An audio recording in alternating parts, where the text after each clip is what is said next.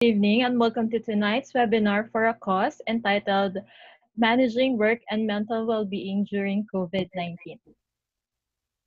Hosted by Premier CPA Review and Professional Development Center in partnership with Psychologists, Psychometricians, and People of the Philippines or PPP, your Millennial Psychologists and VoicePoints as our social and multimedia partner. I am Charisse Villaseñor, VoicePoints Head of Content and Strategy, and I will be your host for tonight. So, before we go further, we would like to remind everyone to please mute their mic to avoid background noises. During the lecture, you may send your questions using the chat functionality. Please type your nickname, school, or organization, and your course. Please note that this webinar is being recorded and will be streamed live through our Facebook pages and will be uploaded on VoicePoints YouTube channel. Our first registrant will get a 1-month Netflix subscription for 5 users. Her name is Kit Stephanie, a CPA from a Big 4 firm. So if you are here, Kit Stephanie, kindly say hi to our chat box, please.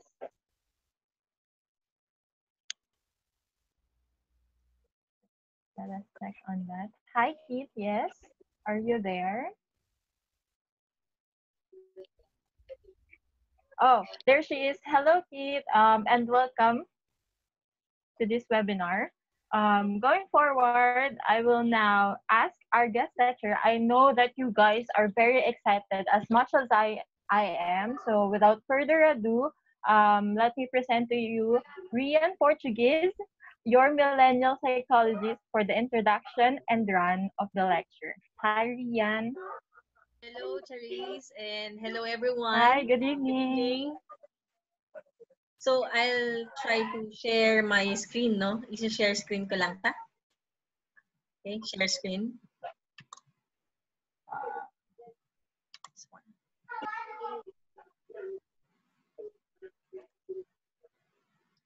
Hopefully, nakikita nyo siya.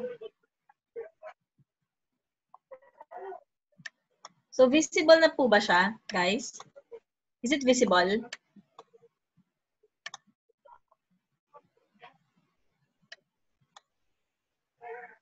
Yes, yes, Rian, it's visible now. Okay. Yan. So, good evening, everyone. So, thank you so much for inviting me as your resource person. No, hopefully, you'll learn something about managing work and well-being during COVID-19. So, before I start my discussion, of course, kailangan mo natin magkaroon ng konting test lang, no? Just to assess kung kamusta naman po ba kayo ngayon, no? During COVID. It's only a 10-item test, no? Ayan, and it's reliable naman, no? Based dun sa nakalagay dun sa manual niya. So, are you ready, guys? Medyo mahirap kasi I can't hear your your response, pero hopefully okay na kayo. Yung 10-item question, all you need to do is just to answer or pipili lang kayo ng from 0 to 4. So, pag 0, meaning wala masyado, 4 yung pinaka-highest. So, maaring, depende dun kung ano yung statement. Anyway, i-ano ko naman siya, i-mention ko naman siya. So, for our first question, okay, first question, yan. In the last month, how often have you been upset because of something that happened unexpectedly? So, how often ka na-upset ba? So, pag 0, so wala. So, pag 1, somehow meron kang nafe-feel na upset. 4, yung pinaka-madami kang nafe-feel na upset. So, from 0 to 4. Ayan. So, next question. So, in the last month, ayan, how often have you felt that you were unable to control the important things in your life? How often have you felt that you were unable to control the important things in your life. So, pili ulit kayo from 0 to 4.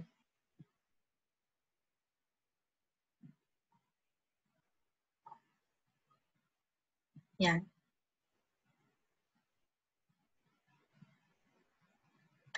Next, in the last month, how often have you felt nervous and stressed?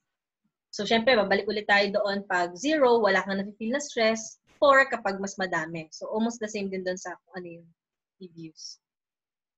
How often have you felt nervous and stressed?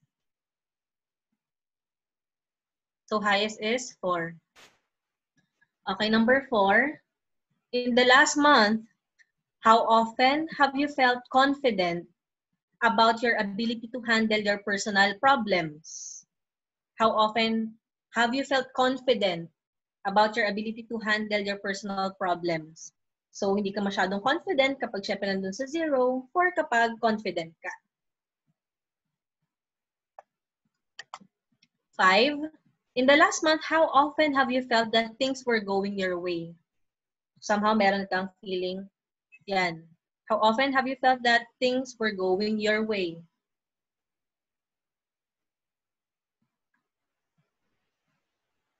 So, 6.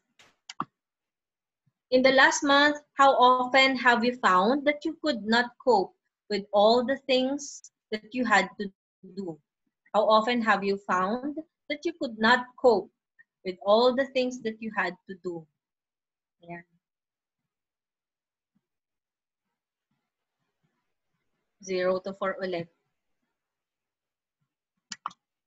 7. In the last month, how often have you been able to control irritations in your life? So, syempre, kung pinakamataas na nakokontrol mo siya, syempre dun yun sa 4 ulit. The last month, how often have you been able to control irritations in your life? Ayan.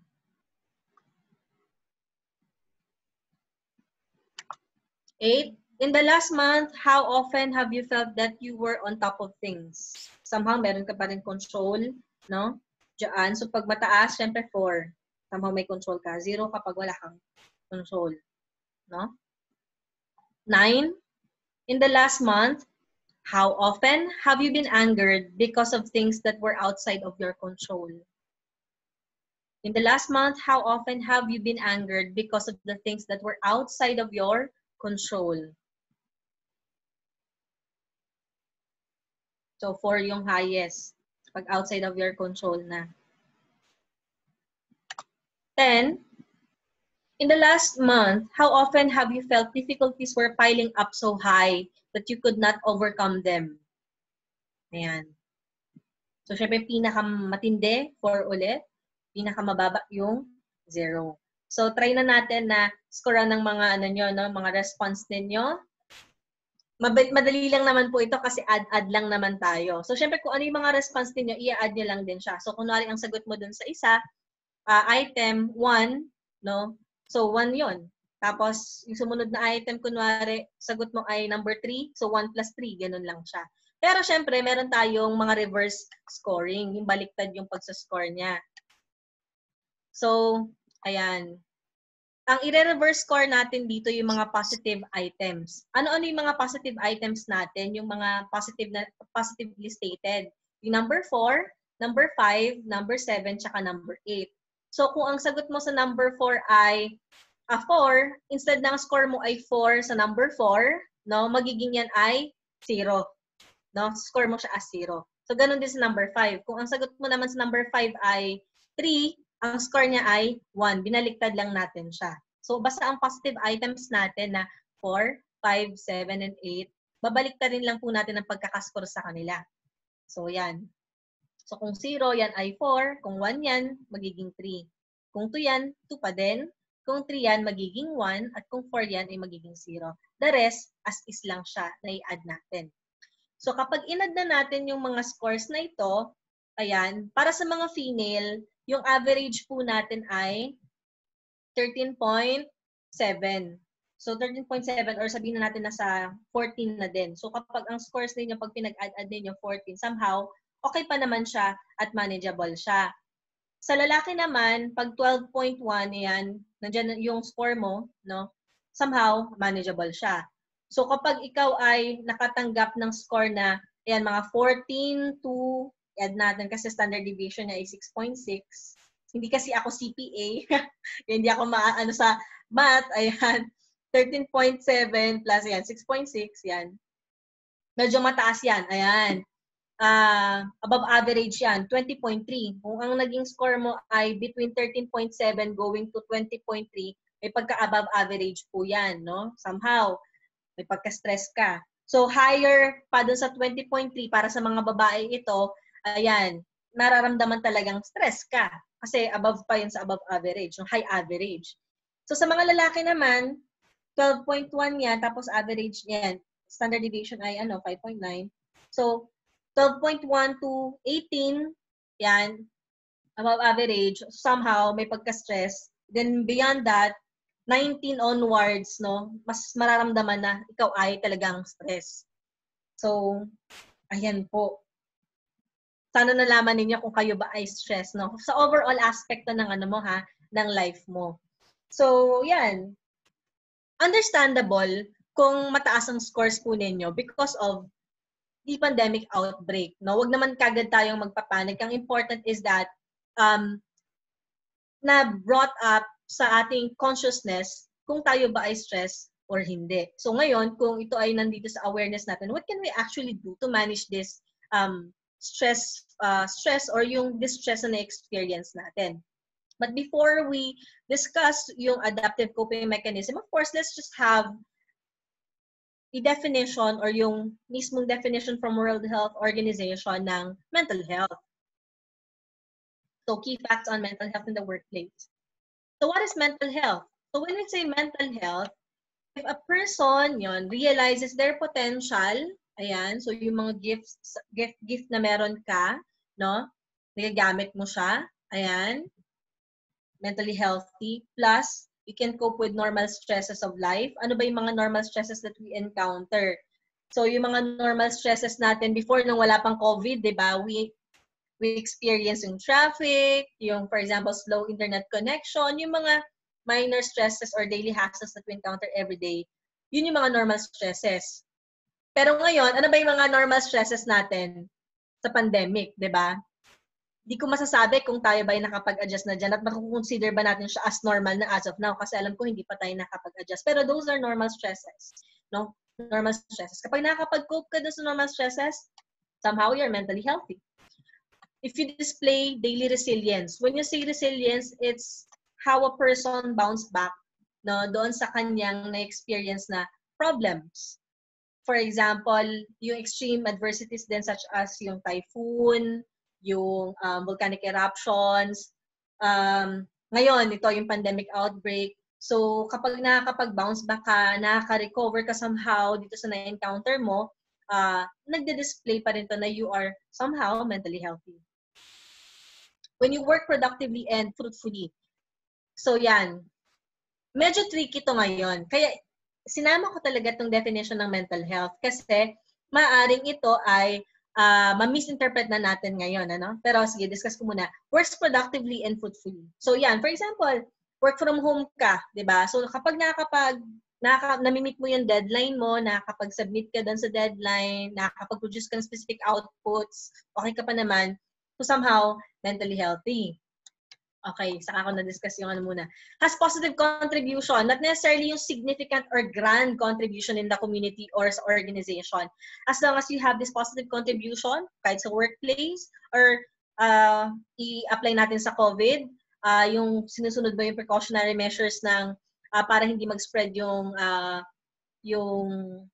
COVID, that's a positive contribution. When you share posts na may kinalaman sa donation, that's also positive contribution. Now, let's proceed muna dito sa isang part ng qualifications para masabing mentally healthy ka, yung works productively and fruitfully. Ayan, very tricky tong part na to. Kasi pag hindi ko to clear sa inyo, more likely baka self-diagnose ninyo ang sarili ninyo as something or as someone na baka meron na kayong sobrang problema or mental health problem, no? So, it's understandable na as of this moment, during pandemic, na hindi kayo ganun ka-productive, na somehow slow ka mag-produce ng output, na somehow hindi ka ganun ka fruitful tulad before. Okay? So, dito sa part ng works productively and fruitfully, bibigyan natin yan ng allowance kasi meron tayong pandemic outbreak. So, kung ngayon medyo nakaka-feel ka ng procrastination, that's normal. Okay? Kung slow ka, that's normal. So, part pa din siya ng mental health. So, wag natin isi-self-diagnose ng sarili natin na meron kagad tayong mental health problem kapag meron tayong na-encounter na medyo hindi pasok dito sa qualification ng works productively and fruitfully. Okay? And dito din sa part pala ng resilience. Somehow, yung iba kasi, nililimit nila yung idea ng resilience doon sa part ng, kunwari, yung feeling na kailangan thinking positive ka kapag naka-encounter ka ng problem. Sometimes, the face of resilience is that you allow yourself to feel these negative emotions. You cry a lot.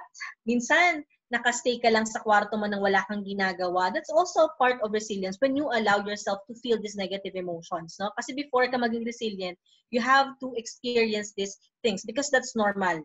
Okay? Kasi you're a human being. Okay? So, yun yung dalawang bagay na clear ko lang kasi maaaring ma-misinterpret siya, no, ng ibang tao at isipin na sila ay may malaking problema. So, malinaw po tayo dito. Okay? So, yan. That is mental health. So, kapag ito ay pasok sa'yo, na masasabi natin na somehow mentally healthy ka pa rin naman. Again, binigyan natin ng konting allowance because meron tayong pandemic outbreak. So, yan sa mga key facts na meron tayo sa workplace is that work is actually good to our mental health. Ayan.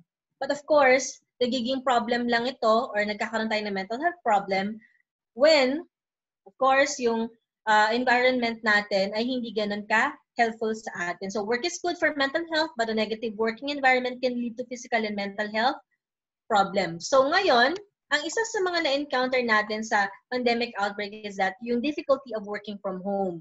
So, syempre ngayon, yung workplace ninyo, hindi na siya yung workplace tulad before na nandun ka sa mismong company ninyo, sa office building. Ngayon, nandito na kayo sa sarili-sarili ninyong bahay. At syempre, kung ano yung working environment ninyo, nakaka-apekto yan sa kung ano yung mismong well-being mo. Kung hindi ganun ka-supportive ang working environment mo ngayon, kasi for example, yung stressor mo, no, ay nandun sa bahay. Ayan. O kaya naman, nahihirapan kang mag-adjust sa work from home. One of the things that I've noticed sa difficulty ng work from home is yung boundaries, yung structure, and then yung too much exposure to technological devices. So, doon muna tayo sa structure. Unlike before, na meron tayong structure, gumigising tayo ng 7 a.m. or 8 a.m., di ba? Or hindi, di 7 a.m. Gigising tayo ng maaga para makapasok tayo sa 8 a.m. work natin. Ngayon, because of work from home, mahirap na yung ganong klase ng structure kasi nasa bahay ka lang. Di ba? So, somehow, minsan nalilate ka ng gising, nasira yung pattern mo, nawala yung structure mo, and then yung boundaries affected din kasi you don't know kung paano mo i-manage or i-juggle yung work mo at the same time, nandito ka din sa bahay mo, no? Ayan. So, may mga times na gumagawa ka sa bahay tapos biglang may sisingit sa'yo na gawaing pangbahay. Ganyan. So, yung structure, yung boundaries, affected siya. Kaya mahirap mag-adjust. No? Try natin pag-usapan yan later on kung paano tayo makakapag-adapt. Another problem is yung too much exposure to technological devices. When you are exposed to technological devices, na-expose ka dun sa tinatawag nating blue light. And yung blue light, it's not actually good to our mental health. So if ever na meron kayong cellphone, tulad halimbawa nung Samsung 9 yan, tulad ng pinanomote, no? May blue light filter to. So yung mga cellphone ninyo, try ninyong explore, baka may blue light filter kayo para, syempre mabawasan yung exposure ninyo sa blue light. Or, if not, you can also try to, yun nga, makapag-establish kayo ng pattern or ng specific schedule wherein mag-work ka talaga ng gantong oras and then hindi ka na mag-work gamit yung laptop or yung cellphone. Para, syempre, mabawasan din yung stressor mo. Kasi lumalabas sa studies na too much exposure to technological advancement or sa technological devices, nakaka-stress siya sa atin, nakakasira din siya ng sleeping pattern natin somehow. Ayan. So, yun. Key fact, work is good for our mental health, pero syempre depende yan sa kung ano yung environment natin. So, i-share ko lang yung theory ng optimal level of arousal or yung inverted U theory. Papakita ko lang kung gaano ka-good yung work sa atin. So, lumalabas dito sa theory na to na kapag hindi ganon kataas yung arousal level mo, yan, hindi mataas yung work performance mo. Kapag ikaw naman ay too much overload or masyadong madaming trabaho or tasks, hindi rin nagiging maganda yung performance mo. Makikita mo yan dyan. No? Sa y-axis, yung mismong performance, low, medium, high. So, kitang-kita ninyo doon, kapag yan, underload ka, wala ka masyadong task, wala ka masyadong trabaho, low performance ka. Lumalabas din dito sa kabila, kapag too much or work overload ka, ayan, marami ka masyadong tasks, mababa din yung performance mo. So, dapat, nandun lang tayo sa average or yung adequate lang na tasks na meron tayo. What does it mean? Meaning, ikaw mismo as an employee, if you feel like overload ito, you can actually say no. And you can actually inform someone na hindi na to pasok or parang hindi mo siya kayang ma-manage or somehow hindi ka abot sa deadline. Nagbibigay ka ng realistic expectations dun sa kausap mo, pwedeng sa boss mo, pwedeng sa coworker mo. No, kasi hindi siya nakakabuti din sa iyo kapag tanggap ka lang ng tanggap. Saying no is actually also part of self-care. So, mamaya madidiscuss pa natin. Pero yun nga, yung work is good for mental health. Basta ito ay average. Basta ito ay nasa tama lang or nasa gitna. Na-achieve natin yung optimal performance. Ayan. Kasi somehow, di ba, nadidistract din tayo dahil meron tayong ginagawa. No? Ayan.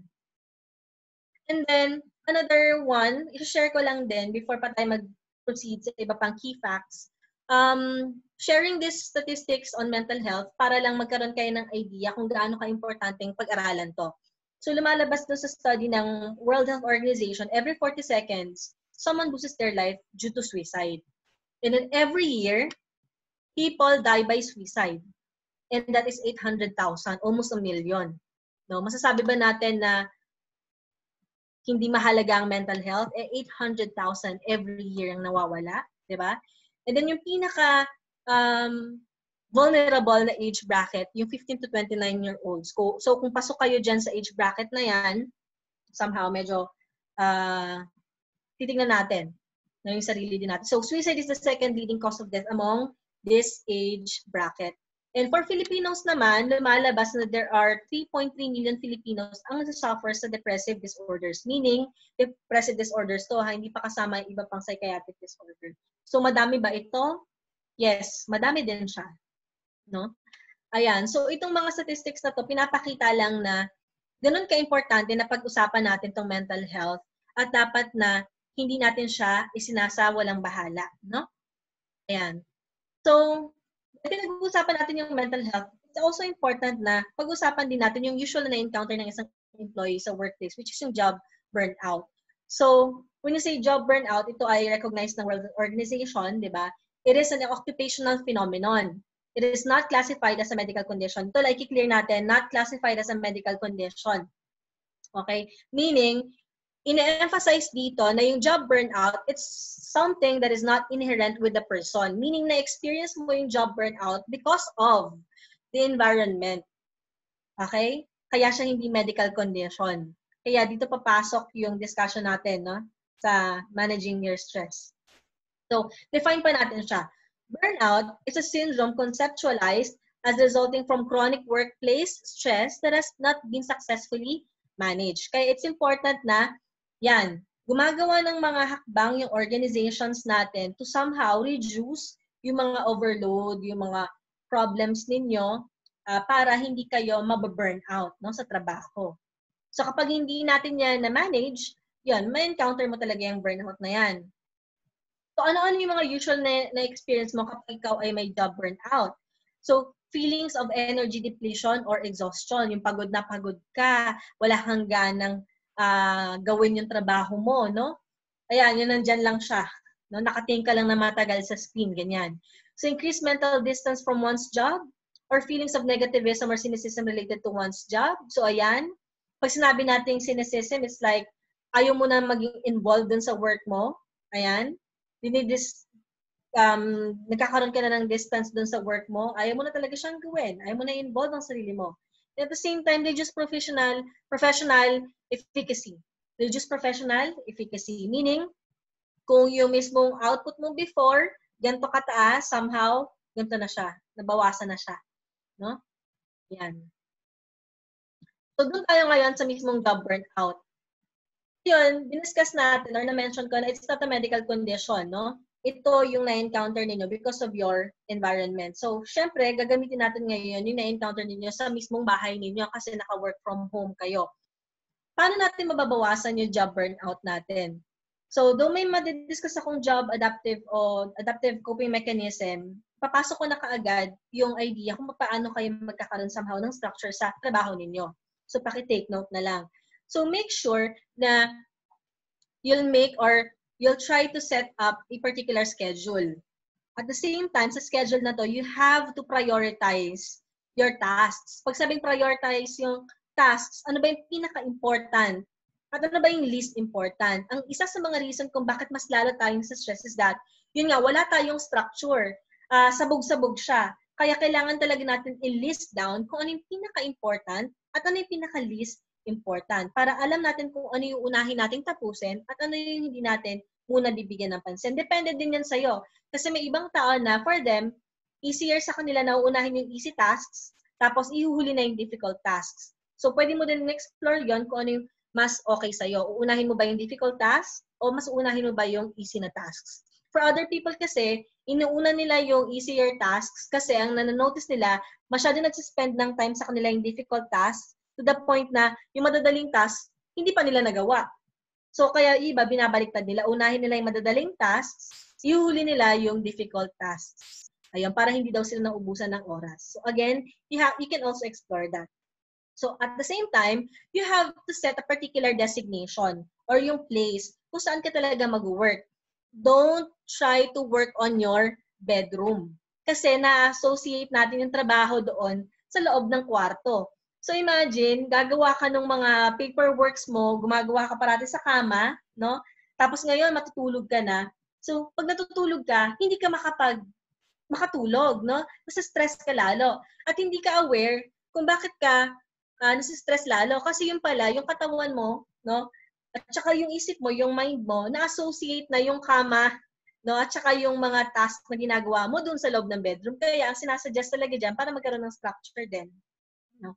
Gagawa ka talaga ng specific designation na kung saan ka lang mag-work as much as possible, hindi dun sa bedroom. Kasi, yun nga, gusto natin ma-associate kapag nasa bedroom ka, magre-relax ka, matutulog ka. Gagamitin lang ang kama for sleeping, for relaxing, and other things na dapat gamitin, no? Yung kama, no? Hindi doon gagawin ang trabaho. Okay? So, yun yung isa sa pinakamalinaw.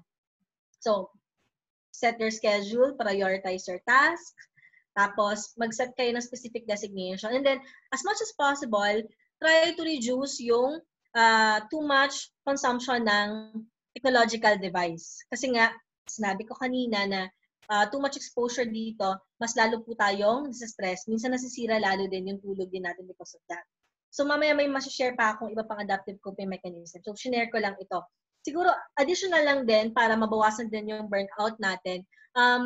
Hopefully ito naman sa part ito ng isang company. You can actually ask your HR kung ano ba yung pwedeng ma-provide sa inyo ng company ninyo para matulungan kayo sa nararanasan ninyo. Kasi minsan yun nga, nagkakaroon tayo ng job burnout hindi dahil sa environment lang dahil sa bahay ninyo na nagkaka-burnout ka kasi for example, hindi mo pa nare-receive ang sahod mo. Ganon. Sabi nga natin, di ba, it's not a medical condition, it's outside of yourself, no? So sahod. Kaya minsan, walang kwenta ang meditation, walang kwenta ang yoga kung ang sagot or solusyon kung bakit ka nasa-stress din or nagkaka-burnout ay kung hindi ganun ka-supportive ang working environment mo, yung company mo, at hindi ka binibigyan ng benefits. Ayan. Totoo talaga yan. No? So, yon yung ganon.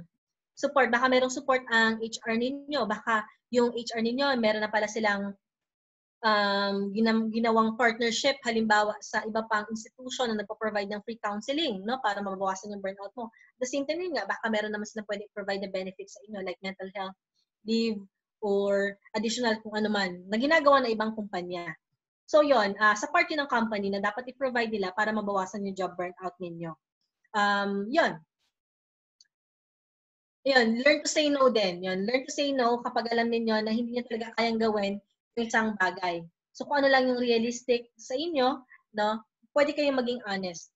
I think magiging considerate naman ng companies Kasi ngayon nga, nandito tayo sa pandemic outbreak. Ayan. So, another key fact, sinama ko na din siya, though hindi naman siya ngayon yung pinaka-focus, no? Isa sa mga reasons kung bakit mataas yung mental health problem in the workplace is that, harassment and bullying. So, harassment and bullying at work are commonly reported problems and can have a substantial adverse impact on mental health. So, ayan. Yan yung usual or yung common na na-encounter kung bakit nagkakaroon ng mental health issues or problem ang isang employee. So hopefully kahit nasa bahay kayo, no, hindi nyo na-encounter tong harassment or bullying from your co-workers o kaya naman sa company. Though, meron akong na-receive na na parang feedback na may mga company nga na somehow hindi aware yung boss na parang it's a form of bullying or harassment yung pinakita niya doon sa mga employees. No, like yun nga, pinupush yung mga employees na makapag-produce ng specific output kahit na pandemic outbreak, o kaya naman humihingi ng specific leave yung worker o kaya extension ng deadline pero hindi siya binigyan ng extension. So though naintindihan natin yung mga boss kasi baka stress sila because of this pandemic outbreak, pero it's also important na mas maging considerate din sila dun sa part ng mga workers kasi again, nasa pandemic outbreak tayo, nasa crisis tayo. So ayun, ang isa sa pinakamaganda gawin kapag meron kayo na-encounter na harassment or bullying, you have to communicate it to your human resource officer or sa HR ninyo para sila yung tumulong at mag-call out ng attention na kung sinong gumawa nun. Ayan. So, another, what we need to know about mental health problems in the workplace. So, may mga times na yung mental health problems natin, hindi natin siya totally nakikita ng mabilisan. Minsan nakikita natin or na-observe natin na may problem mga employee, no? Or may mental health problem sila dahil nagmamanifest ito sa mga sumusunod. So, for example, absenteeism. Ayan. So, minsan, wala ka talagang report or psychological report na hawak. Kasi minsan, di mo naman talaga ma-assess talaga yon, di ba? So, pero yun, may mga simple way tayo para ma-determine kung may problem ba sila. Not necessarily kung mental health problem, pero minsan, ito yung correlation, no? May correlation tong mga to. Ayan, absenteeism. So, overall sickness absence. Ayan. Bakit siya laging ma-absent? Baka, yun nga, kasi nga may mental health problem o kaya naman may physical problem. Ayan. Or poor mental health condition or poor physical health condition. So, yun, kung madalas na siyang uma-absent, baka meron na siyang problema. Yung iba naman, madalas na uma-absent o kaya naman hindi na laging nag-zoom, ayan. Kasi yun nga, malaki na pala talaga yung problema niya, mabigat na talaga siya. So it's something na kailangan ni ko-call out siya, kakausapin siya, kakamustahin siya, no? Work performance, tumataas yung error rates, hindi na ganun ka-productive unlike before, hindi na siya makapag-decide na dati-dati nagagawa naman niya, nagkakaroon ng work-related accidents. So, pwede may kinalaman niya halimbawa sa mga errors na kunwari nasa-send niya, nagkamali siya ng send ng email ilang beses. Unlike before, hindi naman siya ganun. Yan, nagsisend siya ng mga submission na wala palang attachments, yung mga simpleng ganun, no? At dumadami yung mga errors niya. So, yan. May kinalaman sa work performance. Attitude, ayan. Isa sa mga nanonotice natin na meron na pala silang problema, ayun, hindi na nila alam kung paano i-manage yung kanilang time. No? O kaya naman, ang dami nilang time to spend online, pero hindi naman siya tumutugma doon sa kung ano yung output niya. No? Ang tagal-tagal niyang gawin to, pero ang napoproduce niya ganito lang. No? So, ibig sabihin may problema. Loss of motivation, hindi na rin ganun ka-committed. So, ito, maaring may kinalaman din sa kanyang problems on well-being. Baka hindi talaga siya totally okay. Lalo pa ngayon, na meron tayong pandemic outbreak. So, nawala ng motivation, nawala ng commitment. Bakit? Kasi maaaring iba yung pinapriority niya. At marami pang iba. So, all you need to do, as someone na nandun sa HR, no, you have to connect with that person and ask that person kung ano ba yung mga reason kung bakit nagiging ganito yung attitude niya toward work. Relationships at work, yan, nagkakaroon ng tension and conflict sa colleague. Hindi lang sa colleagues, minsan sa mismong supervisor or sa someone higher, no? Nagkakaroon ng increased disciplinary action.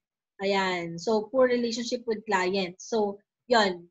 Pati yung relationship niya sa workplace, naapektuhan. So, ito yung mga common na mga dimensions or areas na kailangan ninyong i-check para malaman kung ang isang tao ba ay meron na bang masasabing or masasabi natin meron na siyang problema. Pero syempre, hindi tayo agad-agad mag-jump to conclusion na may mental health problem siya kasi maaaring ito ay problema pero maaaring hindi mental health. No? Ito ay ilan lamang sa maaaring may kinalaman sa mental health. Nagmamanifest. Ayan. So, dahil masyadong mabigat yung discussion natin sa trabaho, no? Gusto ko lang din i-check ang inyong kaalaman or basic information or basic knowledge on mental health. So, ang sasagot nyo lang dito, true or false. 5 lang naman ito, no? 5 lang naman siya. So, game? So, mental illness is the same as mental retardation. True or false? Same has same, equivalent, no? So, the answer is true or false? Trolls, joke. Yan ay false. Iba po yung mental illness doon sa mental retardation. At saka hindi na ginagamit ang term na mental retardation. Ginagamit na po natin ng intellectual disability, no? Ayan. So, not necessarily na, kasi pag sinabi natin mental retardation, or pwede natin i-connect na sa intellectual disabilities, pertaining doon sa cognition ng isang individual. Ang mental illness po kasi hindi lang siya sakop sa kung ano yung meron tayong problema sa intellectual, no? Capacity ng isang individual. Malawak po siya. Ayan. Recovery from mental illness is possible. True or false? Recovery from mental illness is possible. Recovery, ha? So, the answer is true. Basta tayo ay tuloy-tuloy lamang pong nagpapa-therapy, ayan, nagsisik ng help, ayan. So, again, it's brave of you if you seek help, no? It's not a problem kung magsisik po tayo ng help sa psychologist at sa psychiatrist. And I would like to suggest na mag-start muna tayong mag-seek ng help sa psychologist for diagnosis. Tapos kapag nakita ng psychologist na kailangan talaga ng psychopharma, saka ka i-refer sa isang psychiatrist para mabigyan ka ng drug for that. So usually po, yun po, mag-start muna tayo sa psychologist, tapos saka doon sa psychiatrist. Ayan. Next, mentally ill and mentally restored employees tend to be second-rate workers. Mentally ill and mentally restored employees tend to be second-rate workers. So the answer is false. No? Siyempre, false yan. Hindi second-rate workers yan. We have actually high-functioning individuals. No? May mental health problems sila, but they are highly functioning. And it doesn't mean na nagkaroon ka ng mental health problem, hindi ka na kagad makakapag-work. No? Kaya nga tayo mayroong assessment dyan. So may iba, may history sila ng mental health problem, pero nung nagpaasa sila, as of that moment, lumabas na sila ay mentally fit for work, tanggap yon. Okay? Kasi yan sa mga misconception po natin na dapat piniklear. Next, people with psychiatric disabilities can tolerate stress on the job. True or false? People with psychiatric disabilities can tolerate stress on the job. True or false? So the answer is true. So, na-mention ko nga kanina, di ba, hindi porket ikaw ay mayroong problem, hindi mo na kaya ma-tolerate yung stress. Pero syempre, depende ito doon sa kung ano yung situation ng isang individual. Kung meron siyang history, no, na meron siyang, yun nga, problem. It doesn't mean na hindi na kaya mag-work. May iba nga currently, meron silang na-encounter na problem, pero nakakapag-work pa din sila, natotolerate pa nila yung stress. Nandoon yan sa website ng World Health Organization, isa yan sa mga misconception na kailangan nating i-bust. Ayan. And mentally ill and mentally restored individuals are unpredictable, violent, and dangerous. True or false? Mentally ill and mentally restored individuals are unpredictable, violent, and dangerous. True or false? Okay, the answer is, okay, false, no? Actually, lumalabas din sa research or sa studies na those people who have mental health problems, no, hindi po sila necessarily dangerous, no? Marami pa nga sa kanila ay na-abuse or naka-experience ng maltreatment, no? Isa po din dapat yan sa inaalis natin sa misconception. Okay? So yan. Hopefully may natutunan kayo. Okay, balik tayo ngayon, no, doon sa mga key facts natin. So sa mga key facts natin, there are many effective actions that organizations or institutions can take to promote mental health in the workplace. So as you observe, no, sa mga news, no, maraming mga organizations nga ngayon na nagpa-provide or nagpa-partner, for example, sa mga mental health institutions, such as sa mga clinics, sa mga assessment centers, para makapag-provide ng mental health services or psychosocial services sa mga employees nila na nakaka-encounter ng stress or distress, no, or ng problems as of this moment. May iba nga nagpo-provide sila ng mga mental health benefits or mental health leave. Iba nagbibigay pa ng, yun nga, ng pinansyal doon sa mga employees nila. So ito yung mga bagay na malaking tulong na nagagawa ng organization para ma-restore yung or mabawasan yung distress na na-encounter ng mga employees. So, sinishare ko to kasi pinag-usapan natin yung workplace. Hindi naman ito pwedeng i-manage lang ng employee sa sarili niya, di ba? Tumutulong din ng organization, syempre, para maging mentally healthy ang kanilang mga employees. At malaki ang role ng company para magkaroon ng magandang well-being ang employees. So, itong mga ganitong klaseng actions na to, it can benefit productivity din in the long run. So, sabi nga sa industrial psychology, ayan, yung mga organizations, yung mga institutions na nag-i-invest sa kanilang workers, no, tend to have high productivity and low turnover rates, no? Mas tumataas ang retention rates. So yun nga, kapag tinutulungan natin mga workers natin na maging happy, maging healthy, 'di ba? Mas tumataas ang kanilang productivity, tumataas ang satisfaction, and nagkakaroon tayo ng mataas na contribution sa overall organization success. Yan. So pag-usapan naman natin ngayon yung mga risks to mental health problems. Ano ba yung mga risks natin? So, yung mga risks na to na dapat nating tingnan, no? Inadequate health and safety policies. So as you observe dito sa Philippines, wala pang hindi pa part ng insurance natin yung mental health, di ba? Ayan. So, kung wala din tayong mga policies that will help you yung wala din siyang kinalaman sa mental health natin, no? Or sa well-being natin, yan, medyo risk yan. Maswerte tayo kasi itong CPA, yung premier, no, meron siyang kinonduct na ganitong klaseng webinar. It only shows that they are also concerned sila sa mga employees and even sa other professionals na gusto manood ng webinar na to na may kinalaman sa mental health. So yan. Poor communication and management practices. Ayan. So isa din yan sa risk ng mental health problem. Bakit poor communication? Kasi tendency is that hindi maayos yung mismong business communication, hindi maayos. Kasi pag meron tayong kinalaman sa communication, minsan na kakaroon din tayo ng problem when it comes to relationship kasi nga hindi maganda yung communication within the organization. So, nasisira minsan or nadidisrupt yung minsan yung relationship natin with coworkers, with bosses, ganyan. Then, limited participation in decision-making or low control over one's area of work. So, meaning, kapag may mga decision-making sa loob ng workplace, hindi hinihinga ng feedback yung mga employees. Feeling ng mga employees kapag ganon, no, hindi sila hinihinga ng feedback, hindi sila hinihinga ng insight, somehow, they feel like they are not important. So, it's also important na include yung voices nila para makapag-create ng magagandang program and magagandang policies sa workplace. So, doon din kasi na-address yung mga issues. Ayan. Low levels of support for employees. Ayan.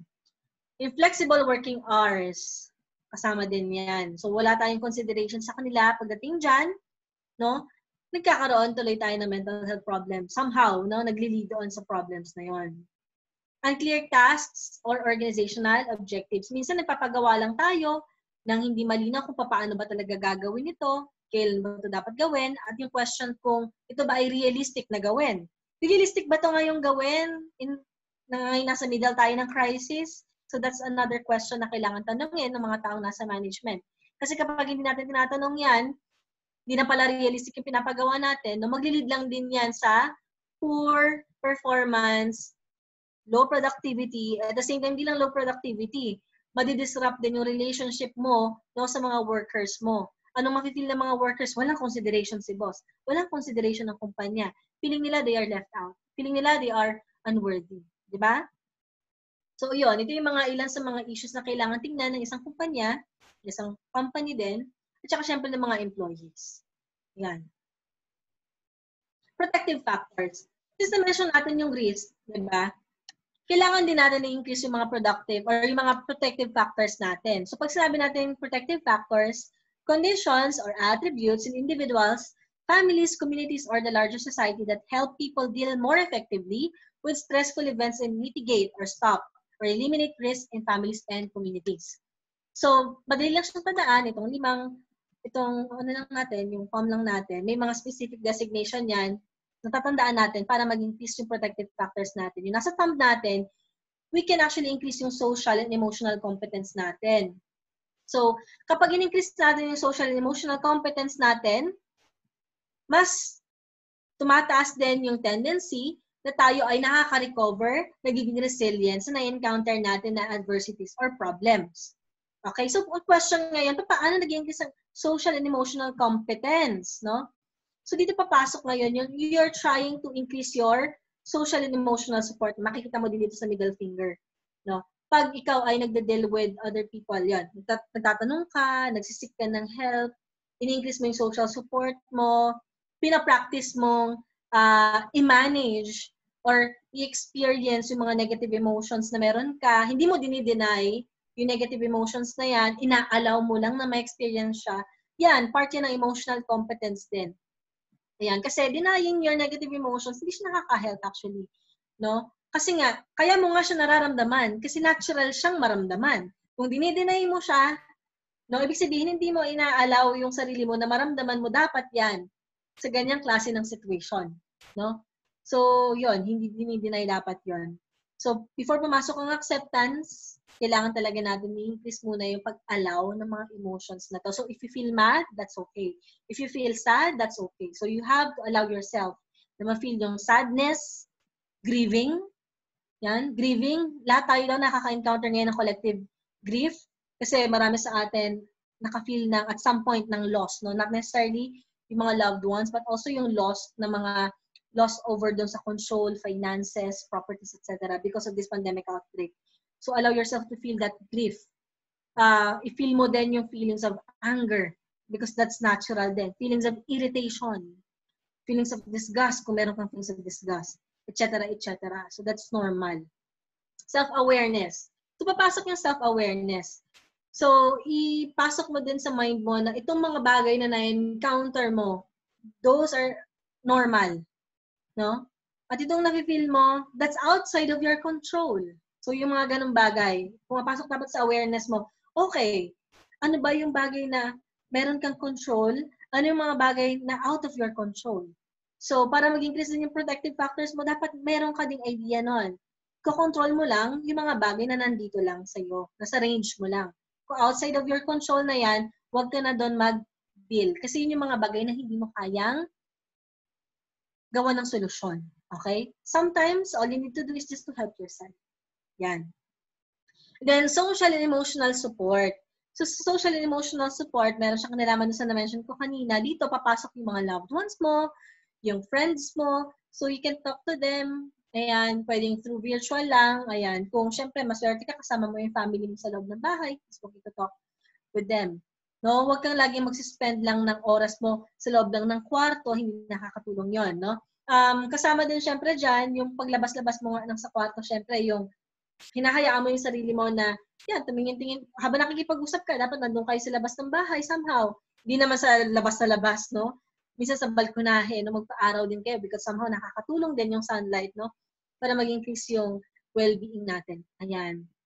Social and emotional support. Basta talk to your friends, talk to your loved ones. And if hindi talaga kayang-kaya, di ba? It's okay to seek help sa hotline natin, sa mga mental health crisis hotline natin. So you can visit Psychological Association of the Philippines page. Nakapin doon yung mga clinics na nagbibigay ng free counseling. Ayan. Then, resilience, no? Yung resilience, ito yung skill natin na makapag-bounce back doon sa mga na-encounter natin na problem. Malinaw na sinabi ko kanina, part of resilience is you allow yourself to experience yung mga na-encounter natin. So, part ng resilience, yung pag-iyak, yung pag-admit na nahihirapan ka, okay, yung feeling sometimes na wala ka talagang ginagawa at all.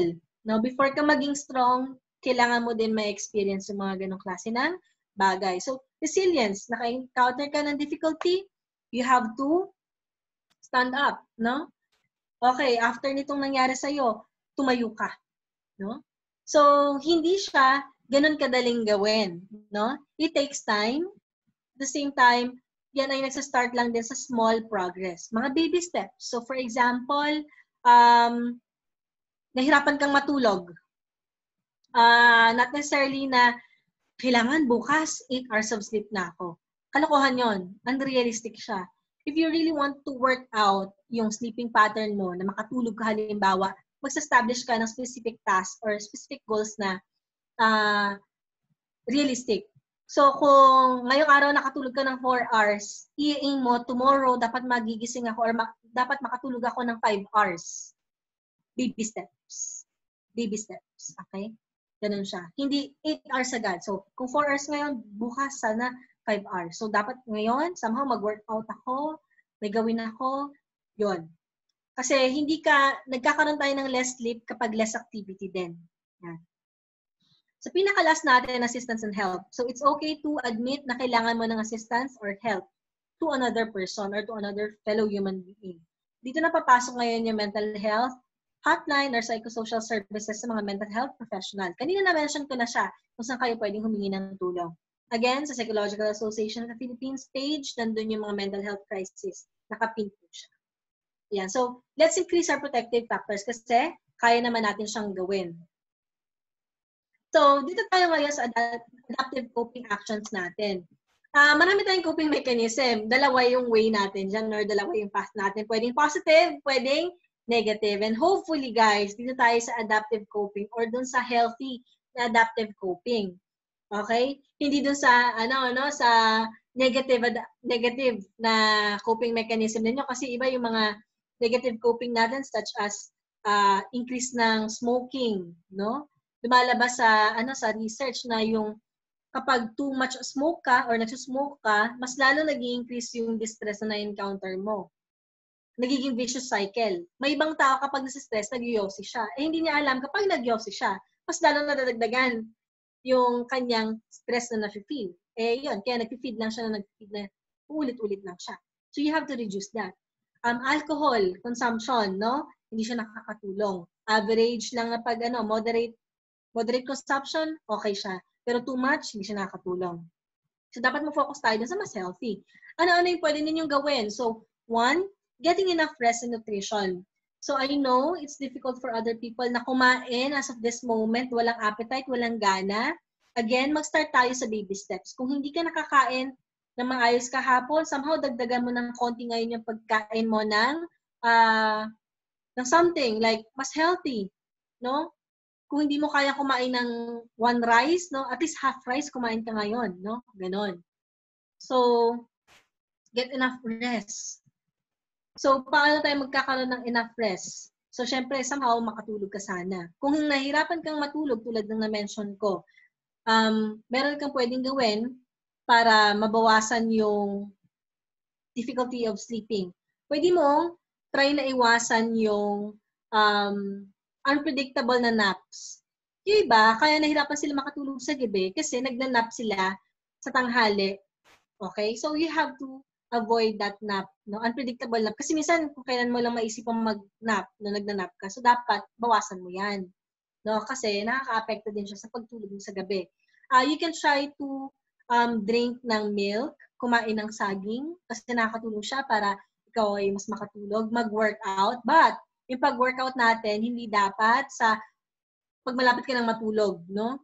Dapat mag-workout ka sa umaga. O kaya naman, pwede sa medyo afternoon kung yun yung okay sa'yo. Pero wag bago matulog kasi mas nagiging active yung mind natin. No? Kasi nagre-release yan ng pang-increase ng attention and focus. No? So, yun. At the same time, reduce din yung technological devices para mas maging okay yung sleeping pattern mo. Ayan. So, yung iba, pwede din kayong gumamit ng scent ng lavender. Ayan. Para mas makatulog ka. You can also use yung mga relaxing music, no? Para mas makatulog ka. Then, you can also change yung mismong bed sheets, no? And yung pillow mo. Baka naman hindi comfortable kasi yung higaan mo tsaka yung pillow mo kaya hindi ka pala makatulog. So, yun yung ilan lang sa mga pwede ninyong gawin din. Or you can actually download yung mga guided meditation, no? Para din mag-guide ka. Yan. So another, exercise or any physical activity. Zumba, ayan, pwede ninyong i-try yan. Or workout, not necessarily na sobrang nakakapagod na workout. Pwede yung mga clips lang ng workout, i-try ninyo. Basta gumagalaw ka, okay? Taking breaks. So, it's okay to take breaks. Relaxation techniques, malaking help din siya. So, marami tayong iba't ibang relaxation techniques. You can actually search that ngayon, no? So, marami tayong time para pag-aralan yung mga ganitong bagay online. Positive self-talk or yung positive self-affirmation, you can actually use that. Tuwing umaga, gigising ka, harap ka sa salamin, sabihin mo yung mga positive self-affirmation, you are beautiful, you are worthy, you are lovable, you are vulnerable, etc., etc. Gagawin mo yan everyday and actually nakakatulong din siya somehow sa atin para mag-increase yung well-being natin. No? Ayan, time management. Ito yung na-mention ko, no, na may kinalaman dun kanina. Time management, set priorities, set your schedule para magkaroon ka ng specific structure. Ayan, then allow oneself to be upset or to be sad, to be angry at times, no? Kasi nakakatulong din siya para magkaroon tayo ng acceptance sa mga nangyayari sa paligid natin. Trying out new activities. Pwede kayong mag-plant, no? Pwede kayong magluto, gumawa ng dalgona coffee. Yung makakatulong sa inyo. Taking long baths. Yung warm bath natin, nakakatulong din siya. Or mga new activities na hindi nyo pa na-explore, depende sa inyo. Or you can actually search for your strengths.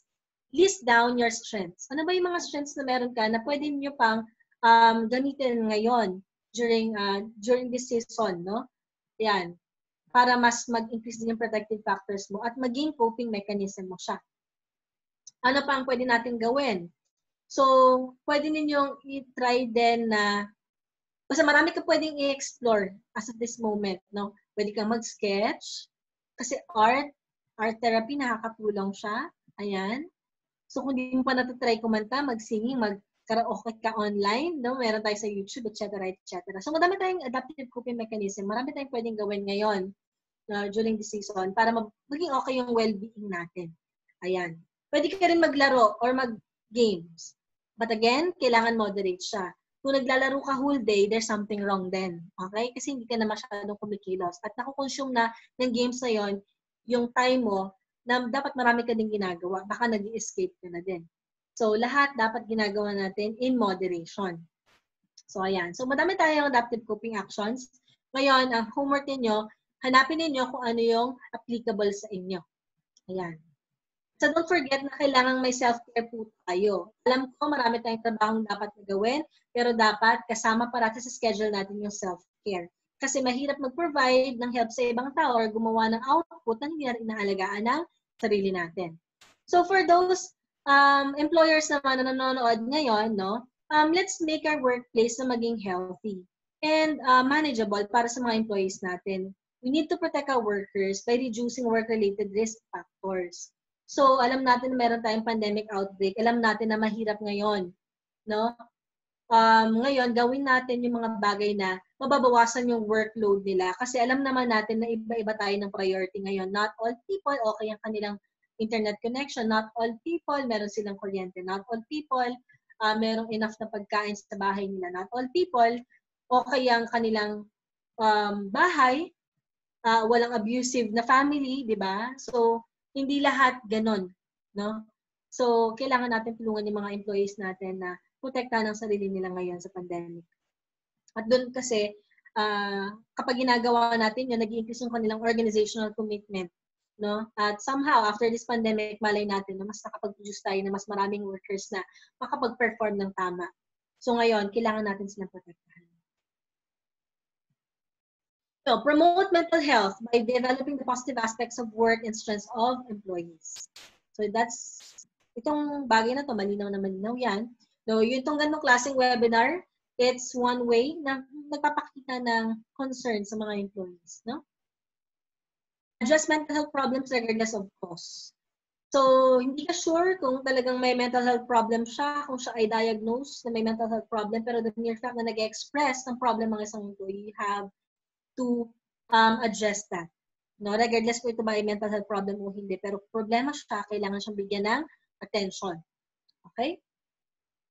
So, yun lang yung Feeling ko sumobra yata ako ng time. Oh my God, nag 1 hour ako. No? Nag 1 hour ako. So, yung table natin is now open for Q&A.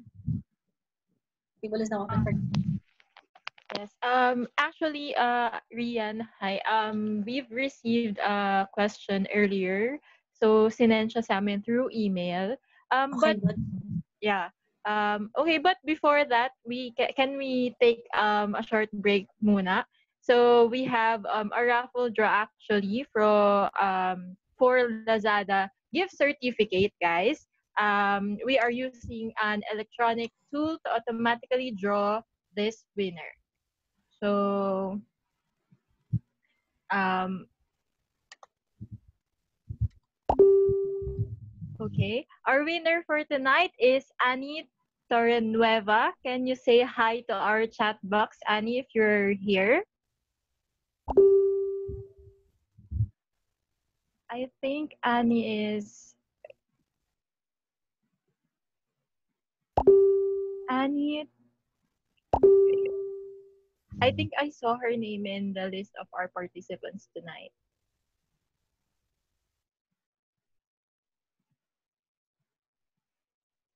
Annie. So okay. Um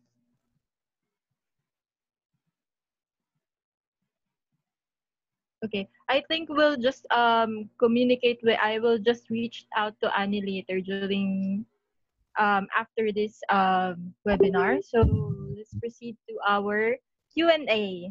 So Rian, thank you for before that, thank you so much for that wonderful lecture. I know that madaming nakarelate and madaming natutunan yung mga listeners natin tonight for that during your discussion. So for our first question, it was sent to us around 5 p.m. earlier this afternoon. So her question is, I would like to ask an advice for my friend and I on how should I balance and manage my time in the viewing for the upcoming VLETP this year while working from home. Okay. So, more on yun. Balance ng work and yung review. Yes. Okay. So, actually, what really worked for me, no, yung time din noon na nag-review ako for board exam for psychologist, no? Kasi we need structure eh. So, you have to set your priorities talaga. You have to set your boundaries din. So, make sure na after mo talaga gawin yung trabaho mo, ako kasi, ito yung problem, no? Nawawalan tayo ng gana mag-review for board examination kasi pagod na tayo sa work after. Tama? Kahit nasa bahay, di ba? Pagod ka na din. Kasi okay, nagtrabaho na ako dito sa bahay. Tapos, pagod na ako. Paano pa ako mag-work? Kasi pagod na ako. So, ang ginagawa ko talaga before, nag-work siya, ginagawa ko na hindi talaga ako papasok doon sa loob ng kwarto. No? Kung kunwari, galing ako ng workplace before, no? Hindi muna ako uwi ng bahay. Pupunta muna ako ng coffee shop para makakapag-review. Ngayon, ang problem, nasa bahay ka, di ba? Paano mo gagawin yon? So, ang gawin mo, huwag ka muna papasok sa loob ng kwarto mo hanggat hindi ka patapos, no, mag-review. Kung kaya mong magdamit, no, try mo din mag-i-associate ito. Magsuot ka ng parang yung pang-work mo, mag-shoes ka, ganyan. So, pag naka-shoes ka, ibig sabihin, naka-work mode ka. So, yon. Kapag nakaayos ka ng ganon, at hindi mo pa siya hinuhubad, no, somehow, parang na-associate mo yung sarili mo na kailangan mo pang gumawa ka ng gumawa. So, yon. Nagsiset ka din ng boundaries, tsaka ng structure sa'yo. No? So, ibig sabihin, yon, after mo ng work, halimbawa, work from home ka, tapos na yung work from home mo hanggang 5 kunwari, pero hindi ka pa nagpapalit ng damit, hindi ka pa pumapasok ng bahay, ibig sabihin, bahay ng kwarto, ibig sabihin, kailangan mo pang mag-review. Yun. So, kailangan mo din mag-set ng specific topics. Ako actually, I made an Excel ng mga specific topics. I don't know sa CCA. Ilan din ba yung subject ng board exam for CCA? Wait lang. Kasi before nung nag-exam ako, iba na yung number niya to the current board exam today. I think we need to ask our yan, 6 daw po. O, 6. So, yan. 6 Yes. sa 6 na yan. So, yan. Gagawa ka ng mismong Excel mo. kailangan din ito, you have to set a priority book. Diba? Meron kang priority book, meron kang secondary books. Pero ako, yung priority book ko, kinuha ko yung table of contents niya, tapos nilagay ko yan sa Excel. Tapos sa Excel, nakalagay lahat ng chapters. Meron specific date, tapos meron siyang remarks, tapos may checklist siya. So, kung kunwari, tapos na yung work ko, isasabihin ko sa sarili ko, at least one chapter, meron akong matapos ngayon. Or at least half ng chapter dito sa subject na to, half ng chapter sa ganitong subject. So, lalagyan ko ng check yan once natapos ko na siya. Kung hindi man, lalagyan ko siya ng remark, tapos lalagyan ko siya ng date kung kailan ko siya binasa. So, meron akong ganon. So, ginagamit ko yung table of contents ng priority book ko doon sa Excel. Ilalagay ko talaga siya, may structure siya. Sinusunod ko siya. One chapter a day. Tapos, minomotivate ko sarili ko na yung every chapter na natapos ko, yung pages na yan na natapos ko, it brings me closer to my license. Ganon talaga yung motivation ko sa sarili ko. So, yon. So, you have to make your own Excel sheet, monitoring sheet mo. You have to prioritize yung books mo. Kailangan mong sabihin sa sarili mo na at least one chapter a day meron kang nagagawa. Kapag nag-exceed ka, better. Ganun siya. Tapos ano pa ba yung ginagawa ko noon? Puno ako coffee Pero somehow, kapag ganito, medyo bawasan mo kasi baka siya sa sleeping pattern mo. So, basta yun. Kailangan mo talagang mag-set ng schedule, mag-set ng time. Kasi ganun mo siya ma-manage. No? Ayun. Sana nasagot ko yung question niya, no? Yeah, I think so. Very helpful naman yung tips. And I actually relate to the sa sinabi mo na you take one subject at a time, step by step. Yeah, it really helps. So we proceed to our next question. Okay. You have mentioned that it's okay to be slow during COVID. I think it's okay to be slow during COVID. I think work productivity siguro yung refer niya dito. So, ayan. He or she is no longer achieving our company's goal and this may be cause to job burnout. How to teach him or her effectively without adding burden? Paano siya mag-deal effectively sa burnout na yun without? How to teach that employee daw with effectively without adding burden. Siguro, how to burden sa company? Adding burden siguro dun sa pagka-job burnout niya. Siguro, I think the question is, how would the employer address the employee effectively without adding burden to the job burnout that employee is experiencing? Okay. This one is actually effective, no? At least for me, naging effective siya. And at the same time, na-empower si employee kapag nanggagaling to mismo dun sa employer. Kapag yung employer nag-communicate mismo dun kay employee na nakaka-encounter ng burnout, when you talk to that employee, ngayon, hindi niya kayang gawin it personally. But you can actually do that virtually. I-ask mo siya. So, how are you? Ganyan. Kamusta naman ba yung, i-ask mo siya, how are you? So, I observe na medyo slow ka ngayon, and I completely understand that. Now, my question is, as an employer, as someone na nandito ngayon sa company, diba, how can I help you? Yung mismong employer, nag-a-ask kung paano i-address yung problem ni employee.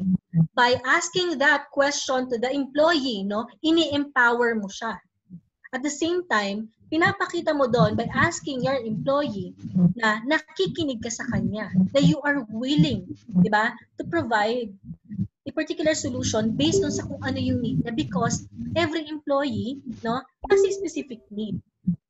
So yun yung dapat gawin ng isang employer. Talk to your employee and ask your employees kung paano talaga ma-address kung ano yung specific specific na problem niya, specific na need niya. Kasi ako, yung boss ko, to be honest, kasi swerte ko, I came from a psychological assessment center, psychological research center. So we are well aware of mental health. Kasi may mental health break kami before pa lang mangyari tong COVID. Meron na kaming telecommuting or yung work from home. Kapag we're not really good or parang we're not really feeling well, okay kami na magkaroon ng work from home. No? So gagawa ko ng psychological reports or mag-a-assess ako dun sa bahay, ganyan. Yung time, na nagkaroon ako ng down phase. Hindi talaga ako totally okay because something happened, no? Personally, yung boss ko, minute niya ako, tapos kinausap niya ako. Sinabi niya sa akin, how can I help you? Kinamusta niya muna ako, then tinanong niya ako, how can I help you? Doon, nag-burst ako into tears. Kasi naramdaman ko na, oh my God, may ganito palang klase ng boss na nakikinig sa isang employee at willing siya na mag-extend ng help. And when you do that to your employee, as of this moment, COVID, ay nako, after ng COVID, baka maging committed palalo yan sa'yo. So, I think nasagot ko sana yung tanong niya, no? Nasagot ko yun, no? Sa part ng employer. Ganun. Yeah. I think there's a lot of question in our chat box today, but I think this will be our last question that will be entertaining. For those questions na hindi po namin ma-entertain tonight, we will send an email with the presentation. Gusto ko pala yung question okay, dito, Miss. so, Merong question, no? Employee POV. Kasi nabasa ko siya. How, as a coworker, yan. How do we deal with coworkers who may be experiencing job burnout? Is it necessary? If so, how do we give the support to them? Actually, it's okay na actually, hindi siya necessary talaga na ikaw yung sa coworker mo. Pero grabe, kung ikaw ay magbibigay ng helping hand sa isang tao na may problema at nakikita mo may problema siya, na you're willing to listen, that's actually powerful. And yung showing ng support, yung presence mo lang, presence not necessarily na physically present ka, yung by listening lang doon sa story niya, sa problem niya, powerful na yun eh. Minsan na nagiging problem natin, kapag nakikinig tayo sa isang tao, yung nagbibigay tayo ng advice sa kanya na hindi naman niya hinihingi. Sometimes, listening to another person dahil meron siyang problem, powerful na yon, no? At the same time, kung nakikinig ka, don't you ever invalidate the feeling of this person. Kunwari nakita mo na, ay naku, yan lang pala yung problema mo. Ay ako nga, yung problema ko ganito eh. Minsan yung feeling natin na gusto natin siyang ma-empower, hindi siya na-empower doon, in-invalidate mo siya kasi you compare your experience to your coworker. So yung to show your genuine support, you just need to listen.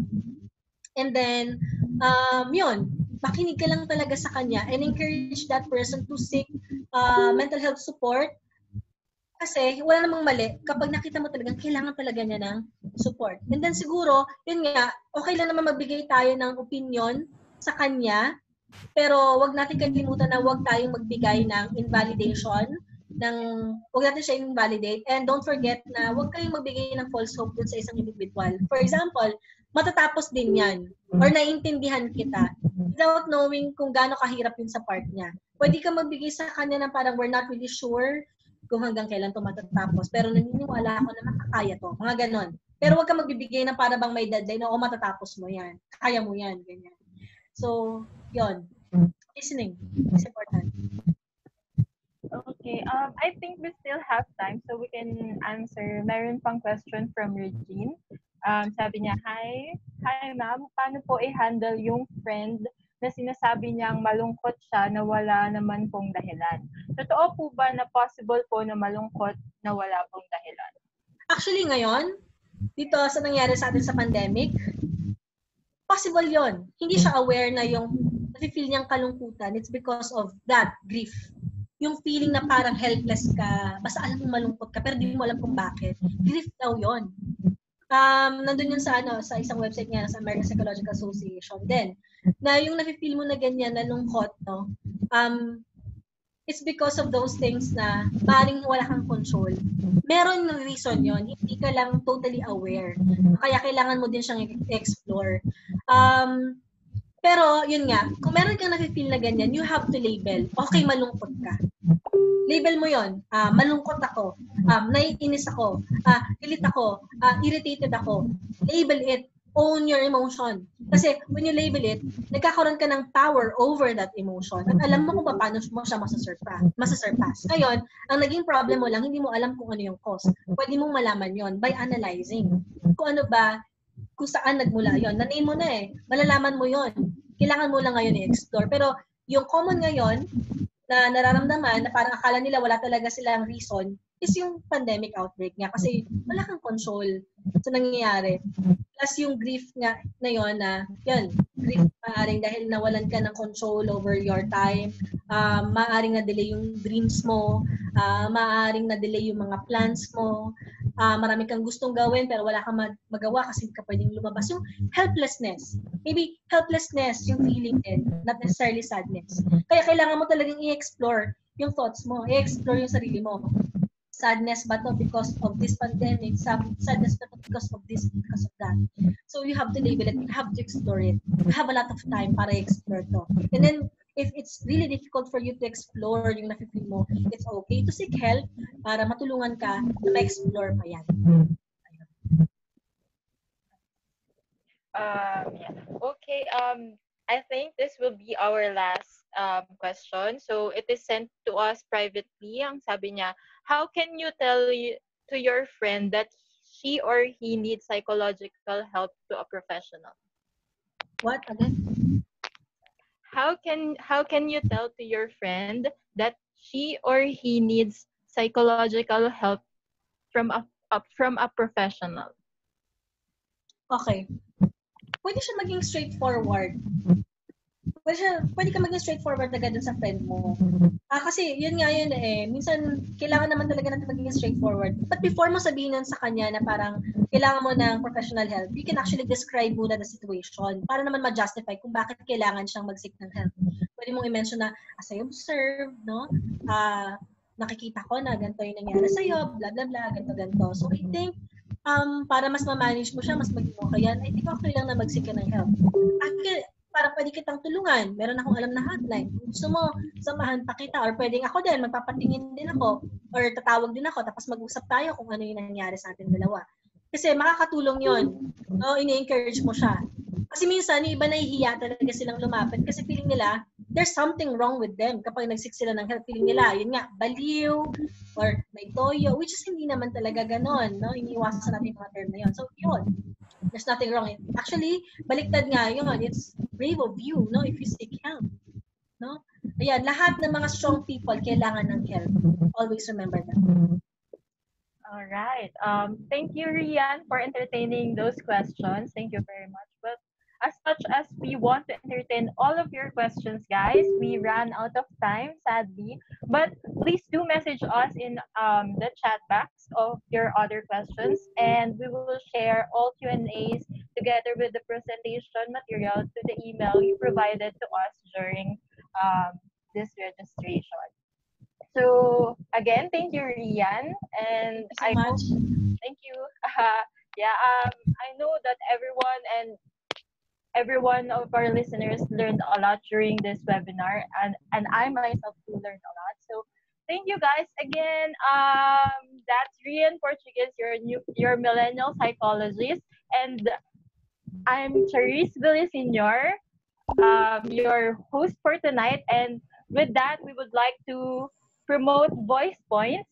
We invite everyone to visit our website, voicepoints.org, and please do follow us on Twitter, Facebook, and Instagram. That's at voicepoints.org. Thank you, everyone, and now I will give the floor to Sam of Premier for the awarding of certificate to our guest lecturer and partner organizations. Hi, Sam.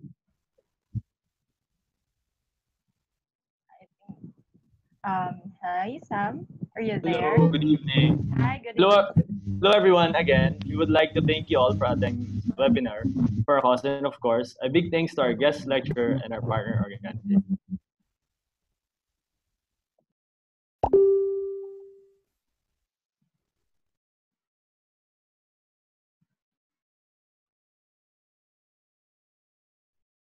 So we will be awarding the certificates in a while.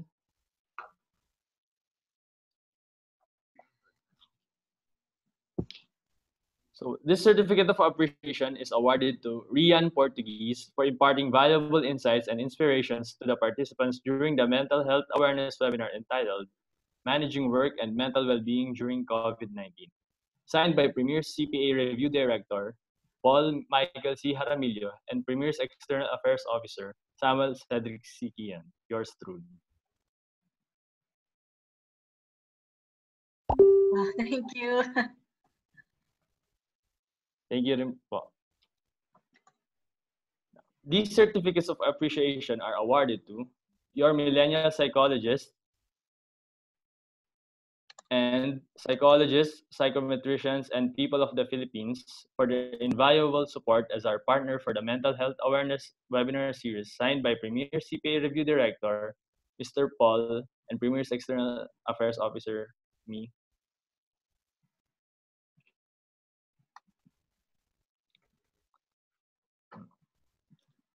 So, guys, tomorrow you will receive a survey asking for feedback on this event.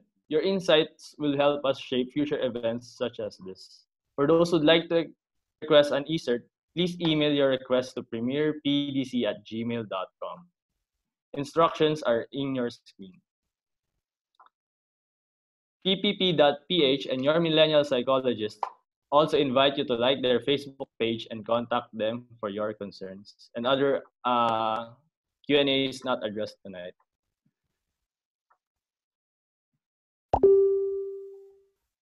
Also, as a professional development center, Premier provides soft and technical skills training and workshops to external parties as seen in your screen. In case you are interested, please email the details of your training request. On behalf of Premier, thank you for joining us today.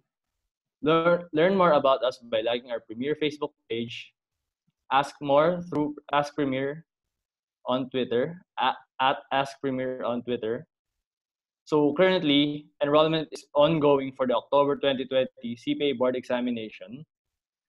We are currently providing corporate discounts on our CPA review program to public accounting firms located in Makati, Ortigas, Pasig, and Parañaque. You can message us on Facebook for more details about it.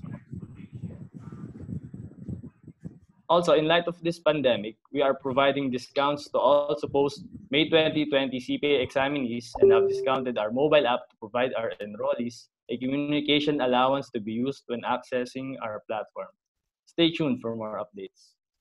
Again, thank you for everyone for the time. We hope you learned a lot in this seminar. Good night and see you at Premier, where we can experience the new normal.